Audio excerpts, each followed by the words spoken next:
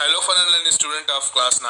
In previous videos we were discussing the four type of regions of northern plain, that is Bhabar, that is your Terai, the Bhangar and the Khadar. We have seen the Bhabar and the Terai. Now let's take is the third one, that is Bhangar. So the Bhangar form the alluvial trace above the flood plains of the river. Where it is found, the flood, where floods generally occurs, the way they are found. The alluvium is very rich in nodules of calcium carbonate. This is very rich in calcium carbonate known as kankar. You will find kankar in this plain. Next is your Khadar. The Khadar is the deposit of newer and younger aluminum in the flood plain along the river bank, and it is enriched by fresh deposit of slit every year during the floods. And this Khadar region has very fertile soil which are suitable for intensive agriculture. So this is all about the three regions of northern plain. Three we have discussed: the Punjab, the Ganga and the Brahmaputra plain. And according to the relief feature and soil structure, we have discussed the four important distinctions, that is the Bhabar, the Terai, the Bhangar and the Khadar. So this is all about the northern plain. Next, the important physical division is your peninsular plateau. So the peninsular plateau, see this map, this is your peninsular plateau.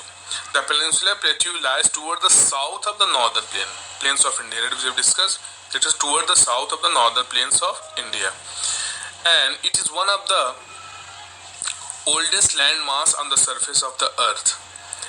This peninsular plateau was formed due to the breaking and drifting of the Gondwana landmass. The peninsular plateau is roughly triangular in shape. The southern edge of the northern plain form the base of the triangle, and the apex is at the Cape Comorin or Kanyakumari.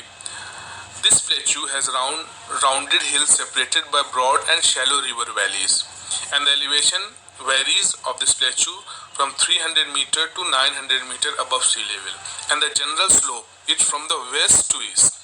Important things to note that the slope is from west to east. The peninsular plateau is your slope. The peninsular plateau is surrounded by the hill on all sides. All sides will find the hill. The Aravalli range in the northwest will find. The Vindhya and Satpura ranges in the north with their eastern extension you will find. The western Ghat are along the west, and the eastern Ghat are along the eastern side you will find. And the north-south extent of the plateau is about 1600 kilometers. You will find this is the extent. And the south and the east-west extent you will find 1400 kilometers. Now, Narmada River divides this peninsular plateau region into two important parts. The area lying toward the north of the Narmada River is called Central Highland, and the area lying toward the south of the Narmada River is called the Deccan Plateau. So Narmada River divided into two parts, Central Highland and in Deccan Plateau. We will discuss this Central Highland and Deccan Plateau one by one. First is the Central Highland. This is your Central Highland. See in this map, this is your Central Highland. The Central Highland include a major part of Malwa Plateau region, which is in the northwest. The Central Highland are bounded by the Aravalli range in the northwest and Vindhya range in the south. Toward the west, it merges with the rocky and sandy desert of Rajasthan. So this is about your Central Highland. The eastern extension of the Central Highland are locally known as the Bundelkhand and the Bagelkhand. And the Chota Nagpur Plateau in Jharkhand lies to the east of the Bundelkhand, and the Damodar River flows through a rift valley in this region like this.